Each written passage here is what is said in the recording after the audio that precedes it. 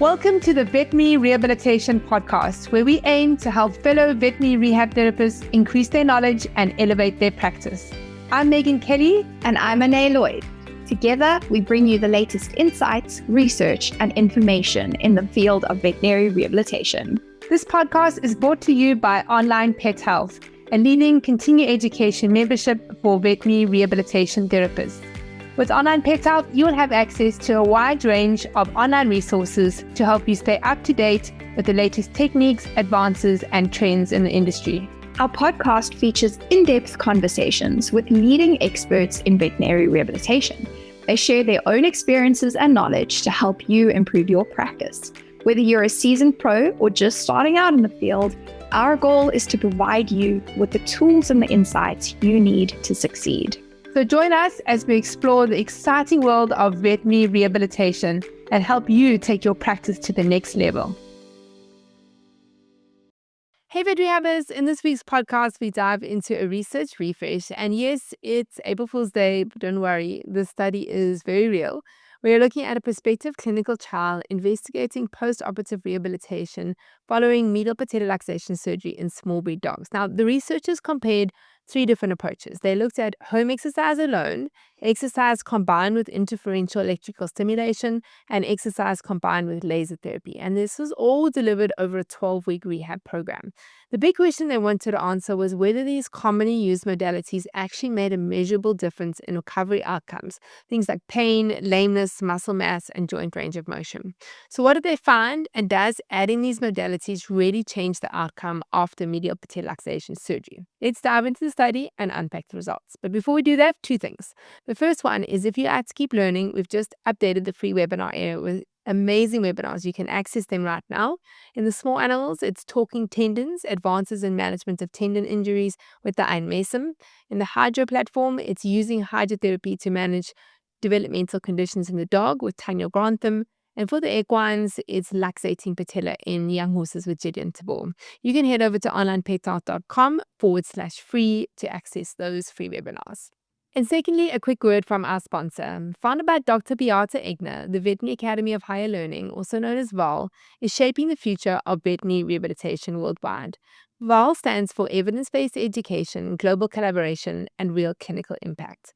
Our mission is simple but powerful, turning science into practical skills.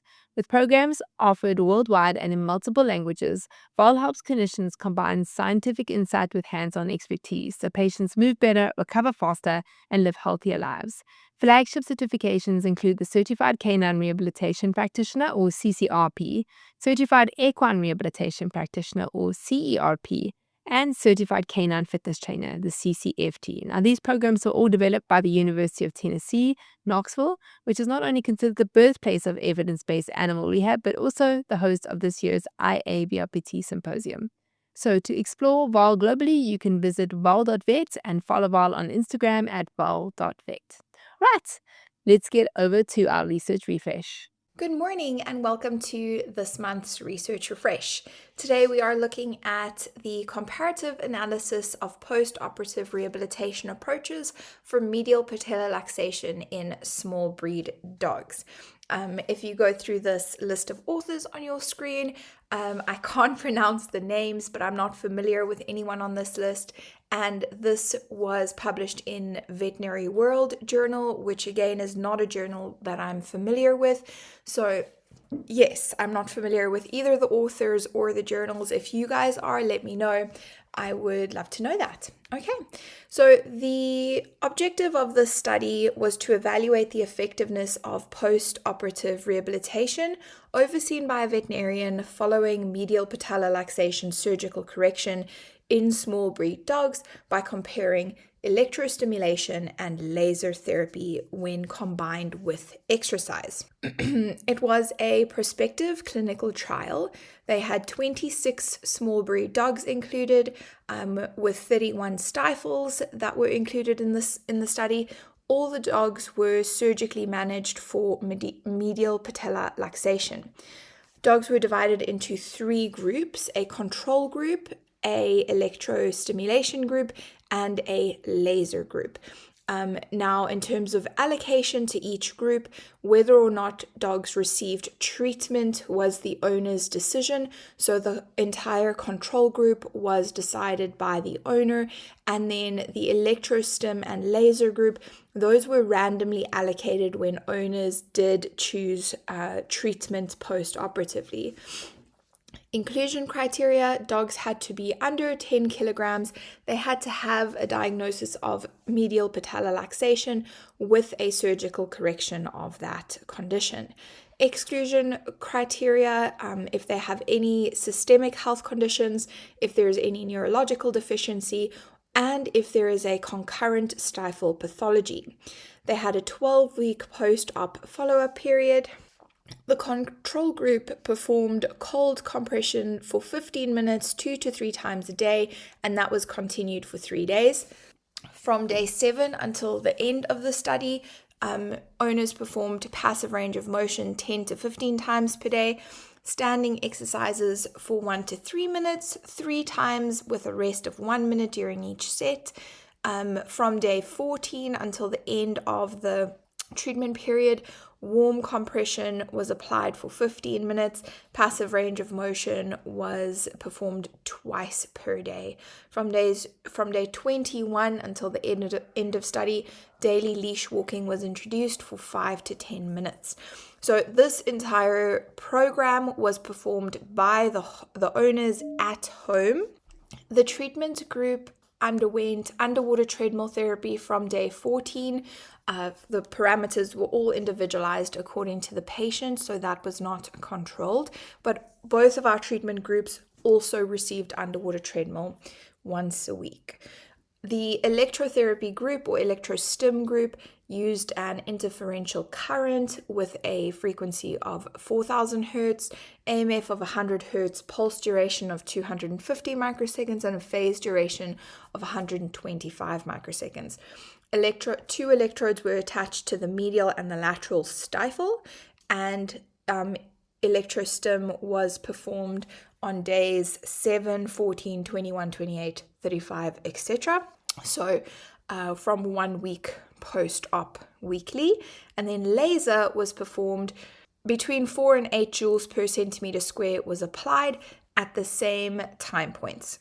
No further laser parameters are shared, and I think that is a pity. They should have given us much more information about the laser that was applied, but this is what we have, 4 to 8 joules per centimeter square. Outcome measures that they looked at: they had a lameness score from 0 to 5, a pain score from 0 to 4, that's a generalized pain score, and a thigh muscle circumference that was taken in lateral recumbency, range of motion of the stifle joint measured with a goniometer. Both the thigh muscle circumference and the range of motion of the stifle was performed 3 times, and then the average of that measurement was taken. These measures were all performed by a veterinarian, so the lameness, pain, thigh muscle circumference, and range of motion, and the canine brief pain inventory was completed by the owners. And these were performed at each of the time measures, so on day 1, day 7, 14, 21, etc., so on a weekly basis. The results: they had 31 stifles included, 26 patients. The control group had 10 patients, the electrostim group 10, and the laser had 11 patients in the group. Medial patellar luxation grade 2 was the most common at 68%. 22% of the patients had a grade 3 luxation, and 10% of the patients had a grade 4 luxation. The right limb was affected in 65% of the patients, and the left limb in 35% of the patients. They've provided some nice graphs of each of the outcome measures. We can see that the line with the circle is control, the square is electrostim, and the triangle is laser. If we look at change in the lameness score, we can see from the surgery, the first measure on day 1, you have an increase in lameness, and then that lameness starts to decrease over the time period. Now, what's interesting is that the electrostim group is kind of fluctuating up and down quite a little bit on this graph, whereas our control and our laser group are pretty consistently just declining, with the control group declining more quickly initially post-op and then plateauing a little bit before declining again and then plateauing again. So yes, and laser there at the end has the lowest scores. However, none of these progressions are statistically significant from one another. They are all very much statistically similar. If we look at the change in pain score, we do have a statistically significant difference between our electrostim group and the laser and control group. Okay, so the electrostim group had consistently higher pain scores throughout the study period, while the control and the laser group had declining and very similar pain scores throughout the study period.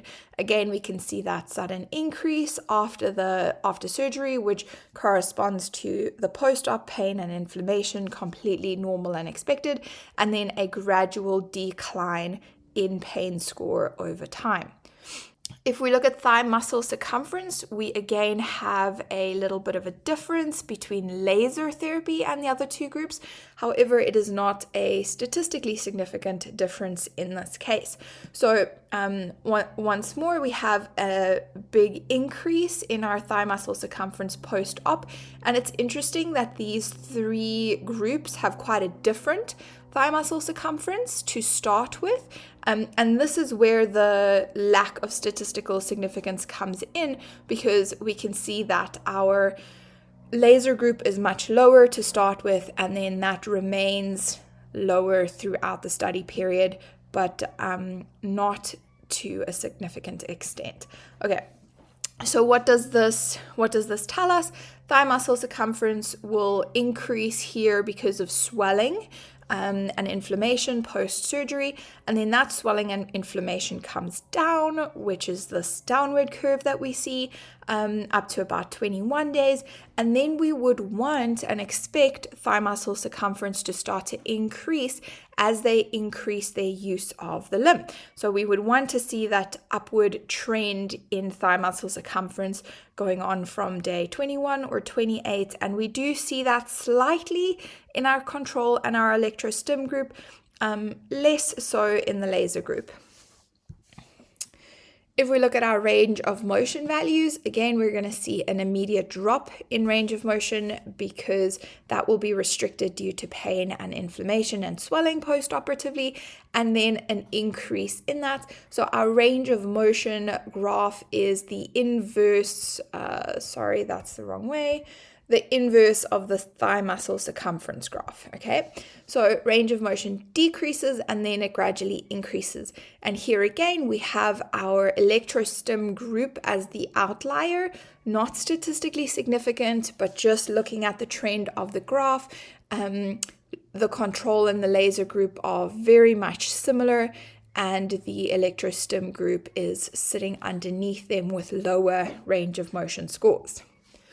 The canine brief pain inventory score, so that's PSS, the pain severity score, that reduced significantly through the course of the study in all three groups. Okay, so that's positive. Owners had a positive perception of the outcome for their dogs and were very happy by the end of that time period. PIS is the pain interference score, and we can see that our laser group spikes very high post-operatively, while the electrostim group is very low initially post-operatively. Electrostim kind of plateaus while our laser group drops. The control group pretty consistently just lowers over time, and from about day 35, it reaches a plateau and basically stays at that level. While our two treatment groups are still high from week 35 or higher and continue to lower over that time period. Quality of life scores. Quality of life significantly improved in all the groups. There's no statistical significant difference between our treatment groups again. They are pretty much similar, but we can see that the control group goes from the lowest initial score to the highest final score, and that the control group kind of surpasses the two treatment groups at between day 14 and 21, and then it remains higher than either one of our treatment groups. The two treatment groups pretty much plateau. Well, no, they don't plateau, but they pretty much follow the same line or pattern from day 21. So there was no significant differences in the improvements between dogs that underwent post-operative rehabilitation by a veterinarian and those that only underwent home exercises performed by the owner. And while those were very specified home exercises, they were very simple: passive range of motion, standing exercises, and leash walking. There were no significant differences in the efficacy of electrostimulation and laser therapy, and really our control group. So why no statistical difference? I'm not loving these results. This doesn't tell me what I want to hear. And these are some of the points that they brought out in the discussion, and then some points that we can think about as well. So a mild initial impairment. Most of these dogs had a grade 2 medial patellar luxation, which tends to cause mild lameness and pain. Most of these dogs are still very functional in their lives. They're experiencing minimal dysfunction and low levels of pain. So these dogs typically recover very well with surgery alone, and they may not require intensive rehabilitation for that measurable improvement. Short-lived post-op pain and inflammation resolve rapidly within about 7 days in all the groups. NSAIDs were prescribed post-op in all groups, and that may have masked any analgesic benefits of laser or electrostim. The transient and moderate pain levels may not have warranted a multimodal rehabilitation strategy. Small sample size, only 31 stifles with 10 to 11 per group. This limited statistical power and increased risk of type 2 error, which is failing to detect a true difference. A heterogeneous baseline scores. The laser group had significantly higher pre-op pain and lameness scores. The electrostim group started with lower pain scores, which may have skewed interpretation of relative improvements. Confounding treatment components. The underwater treadmill therapy was included for both of the treatment groups, but not the control group. The control group showed similar improvements, suggesting that underwater treadmill may have added little benefit in this context, or that the frequency or duration wasn't sufficient to make a measurable impact. Home exercise was structured. The control group received detailed instructions for their home exercises, which may have been enough to support recovery.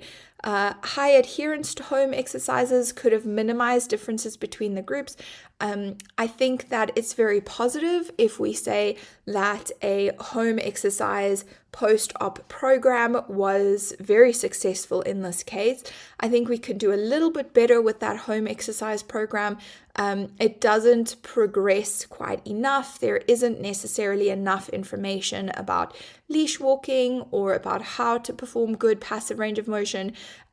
It could have included some additional progressions and some additional valuable exercises. So if a home exercise program is all that is needed for post-op recovery from a medial patellar luxation surgery, then how can we make the most of that and make that the most effective possible?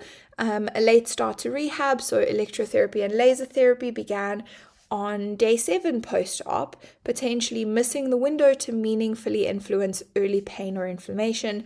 Definitely I would want to start laser specifically from almost immediately post-op, definitely not from day 7 only and then once a week. We know that laser therapy does best when we provide it with a loading period and then follow that with a maintenance program. So ideally in this post-op case, I would have wanted to see them at least 3 times in those first few days post-op, in the first 7 days post-op, and then tapered it off from there.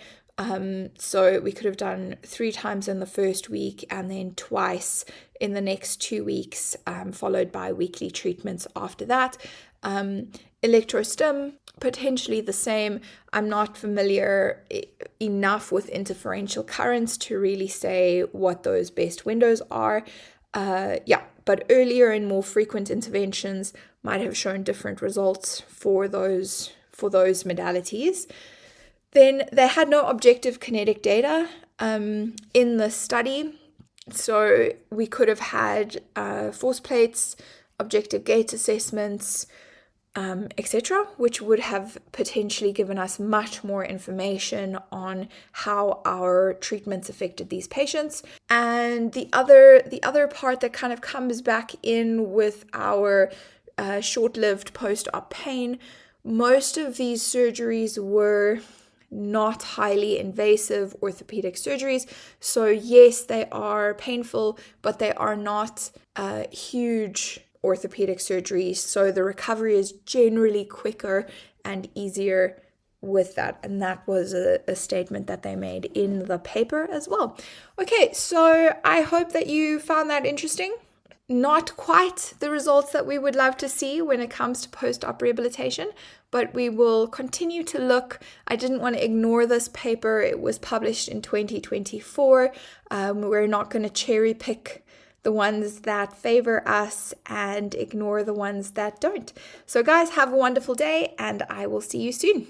If you enjoyed this podcast, please hit the subscribe button so you get notified every time I load a new podcast. I'm here every week talking to vet rehab therapists from all over the world about all things vet rehab. A big thanks to our sponsor, the Veterinary Academy of Higher Learning, also known as VAL. Their sponsorship allows us to be able to give this podcast to you for free. So go and check them out at val.vet. Don't forget to bookmark the next year's Vet Rehab Summit on Saturday, the 31st of October, 2026. Come and be a part of the world's largest online veterinary rehabilitation conference created specifically for you, the vet rehabber community. Onlinepethealth members get VIP complimentary access to the Vet Rehab Summit. For more information about continuing education for vet rehabbers, you can go to onlinepethealth.com.